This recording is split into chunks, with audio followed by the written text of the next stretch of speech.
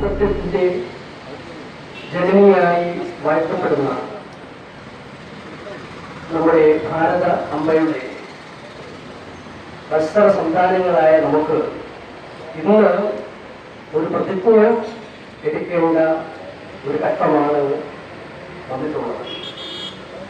അത് മറ്റൊന്നിനും വേണ്ടിയല്ല, സാക്ഷാൽ ശ്രീരാമചന്ദ്ര പ്രഭു എന്ന് പറഞ്ഞ ആ സത്യം നമ്മൾ ഓർക്കാനും അതൊന്ന് പാലിക്കാനും. ജനനീ ജന്മഭൂമിഷ്ഠ സ്വർഗാദപി.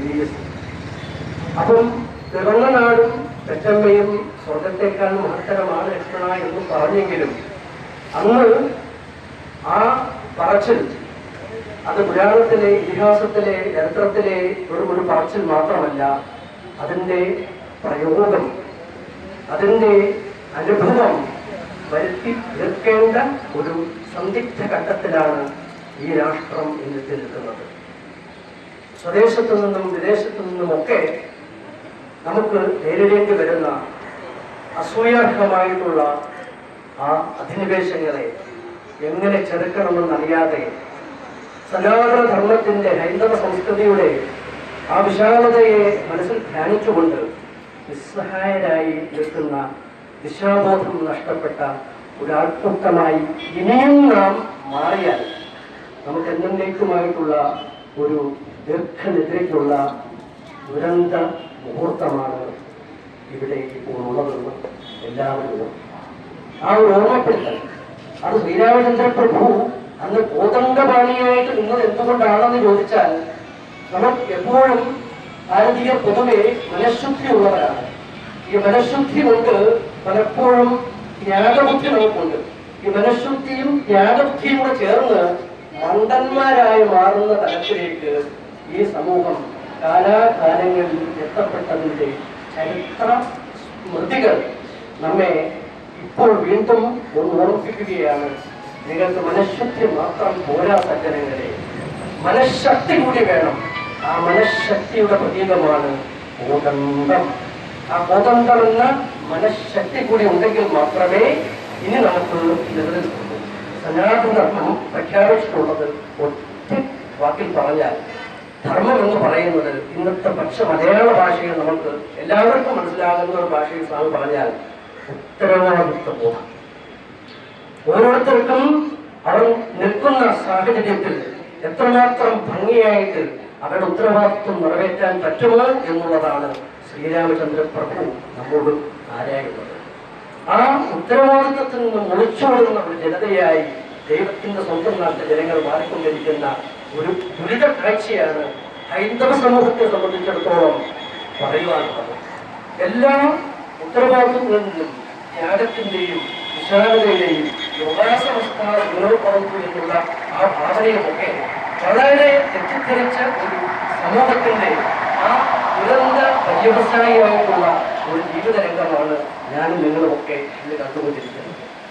ഉത്സാഹത്തോടു കൂടി ഉത്തരവാദിത്വം നിറവേറ്റുന്ന ത്യാഗം തന്നെയാണ് ഏറ്റവും വലിയ ഭോഗമെങ്കിലും ത്യാഗവും ഭോഗവും സമന്വയിച്ചുകൊണ്ട് യോഗം എന്താണെന്നാണ് ശ്രീരാമചന്ദ്രൻ രാമായണത്തിലൂടെ നമ്മൾ പഠിപ്പിച്ചത്.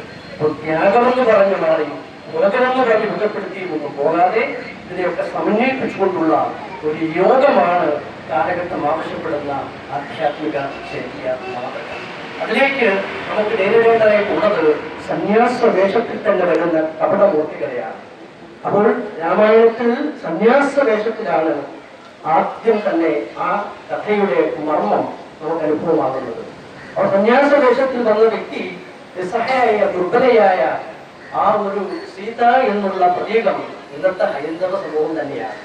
ആ സമൂഹത്തെ ആധ്യാത്മിക ആചാര്യന്മാരുടെ വേഷത്തിലും മറ്റ് പല പുരോഹിത വേഷത്തിലുമൊക്കെ വന്ന് നമ്മെ സ്വാധീനിക്കാനും മനഃപരിവർത്തനത്തിനും മതപരിവർത്തനത്തിനും ഒക്കെ പ്രകോപിപ്പിക്കുമ്പോൾ അവരുടെ കൂടെ ഇറങ്ങിപ്പോകുന്ന സീതകളായി മാറുന്ന ലക്ഷ്മണരേഖ വിട്ട പെൺകുട്ടികളുടെ അലമുറകൾ കൊണ്ട്, ആത്മഹത്യകൾ കൊണ്ട് മുഖരിതമായ ഒരു കേരളീയ അന്തരീക്ഷത്തിലാണ് ഞാനും നിങ്ങളൊക്കെ ഇന്ന് വാഴുന്നത്, കഴിയുന്നത്.